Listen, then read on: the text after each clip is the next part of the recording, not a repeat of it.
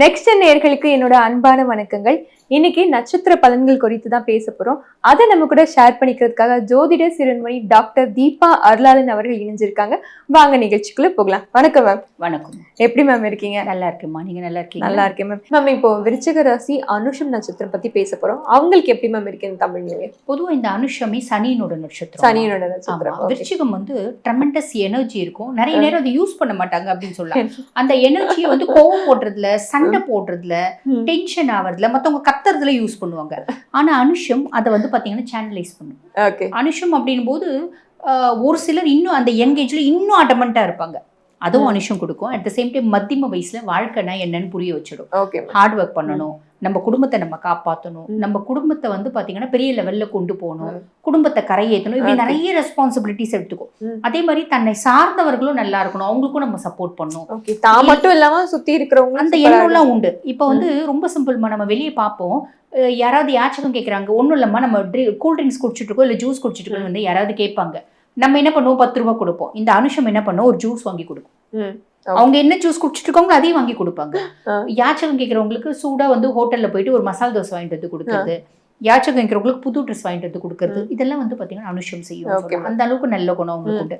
விருச்சிகம் அனுஷம் இப்ப எப்படி இருக்கு அப்படின்னா, சனி வந்து பஞ்சம சனியா இருக்கு. எல்லா விதத்துலயும் உங்களுக்கு என்னென்னலாம் பஞ்சம், நல்ல வேலை கிடைக்கல அதுதான் பஞ்சமா, நல்ல வேலை கிடைக்கும். நல்ல ஒரு வரன் கிடைக்கல திருமணத்துக்கு, அதான் பஞ்சமா, நல்ல வரன் கிடைக்கும். வெளிநாட்டுக்கு போகணும்னு ஆசைப்படுறேன், அதுதான் எனக்கு பஞ்சமா, அந்த ஆசை ஃபுல்ஃபில் ஆயிடும். இப்படி எதெல்லாம் இவங்களுக்கு பஞ்சமோ அத்தனையும் போக்கக்கூடிய பொசிஷன்ல வந்து பாத்தீங்கன்னா சனியே இருக்காரு. அப்ப சனி பஞ்சம சனியா இருக்காரு. இது ஒரு பெரிய பிளஸ் அப்படின்னு சொல்லலாம். அதுவும் 6ஆம் மாசத்துக்கு மேல சனி மேல குருனோட பார்வையும் இருக்கு. எல்லாத்தையும் கடகடகடன்னு செஞ்சுடுவார். இது ஒரு பெரிய பிளஸ். அதுக்கு மேல ராகு பகவான் 4ஆம் பாவம் சுகஸ்தானத்துல ராகு. வெளிநாட்டு போய் வெளிநாட்டு வாழ்க்கை அங்க இருக்க கம்ஃபர்ட் அனுபவிக்கணும் நிறைய பேருக்கு ப்ராப்ளம். இங்க வந்து படிச்சு முடிச்சுட்டு இப்பதான் வந்திருக்காங்க அப்படின்னா இந்தியால இன்டர்நேஷனல் கொலாபரேட்டட் கன்சர்ன் அப்படின்ற மாதிரி ஒரு அமைப்பு, பிற்காலத்துல வெளிநாடு போலாம் அப்படி ஒரு பிராப்தம் உண்டு. அம்மானோட ஆரோக்கியத்துல மட்டும் கவனம் அப்படின்ட்டு, அம்மாவோட இதுல இப்ப காஷியஸா இருக்கணும். ஓகேங்களா?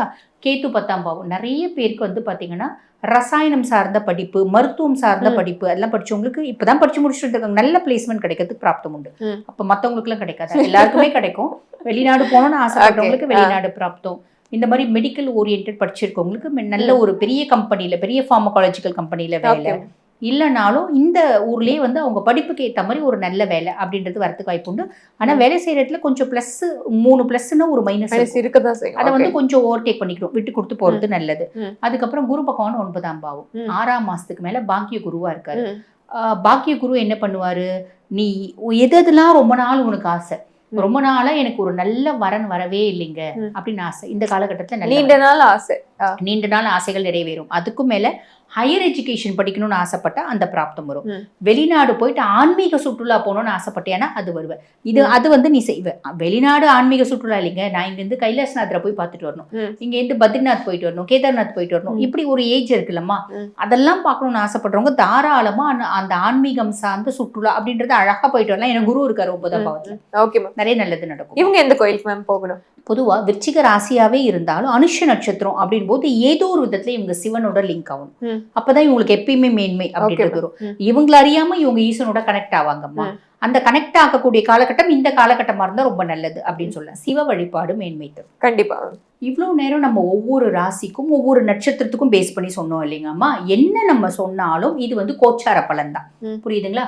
கோச்சார பலன் 100% ஒருத்தவங்களுக்கு ஒர்க் பண்ணுமா அப்படின்னா ஒர்க் பண்ணாதுமா. 50% தான் கோச்சார பலன், மீதி 50% நம்மளோட சுய ஜாதகம். இப்ப நிறைய பேர் என்ன சொல்லுவாங்க, மேடம் நீங்கெல்லாம் வந்து ரிஷபம் எக்ஸ்ட்ராடினரியா இருக்குன்னு சொன்னீங்க, எங்களுக்கு ஒண்ணுமே நடக்கலையே அப்படிம்பாங்க. அதாவது ரிஷபம் கோச்சார பிரகாரம் எக்ஸ்ட்ராடினரியா இருக்கு, எல்லா பிளானட்ஸும் சூப்பரா இருக்குமா. ஆனா நிறைய பேர் வந்து பாத்தீங்கன்னா மத்தியம வயசு ரிஷபமா இருந்தா கூட இப்போ வந்து பாத்தீங்கன்னா குரு தசையில இருப்பாங்க. குரு வந்து பாத்தீங்கன்னா ரிஷபத்துக்கு 8 மற்றும் 11 அதிபன். அஷ்டமாதிபதியும் அவன் தான், லாபாதிபதியும் அவன் தான். உன்னை கெடுக்காம உன்னை முன்னேற்றவே மாட்டான், கண்டிப்பா நீ கெடுவ, ஏதோ ஒரு விதத்துல நீ அஃபெக்ட் ஆவ, நீ சஃபர் ஆவ அப்படின்னு சொல்லலாம்.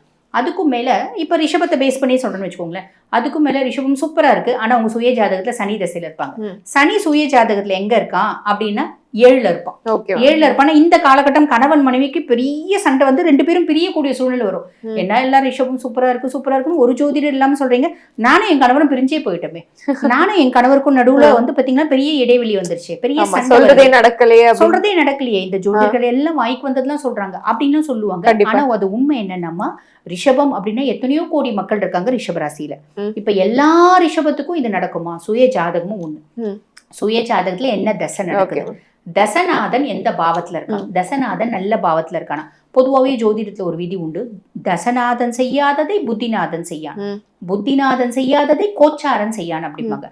அப்ப தசநாதன் அங்க ப்ரையாரிட்டி. என்ன தசை நடக்குது, என்ன அந்தர் தசை நடக்குது, என்ன புத்தி நடக்குது. தசநாதன் சூப்பரா இருந்தா 100% நம்ம சொல்றது நடக்கும்.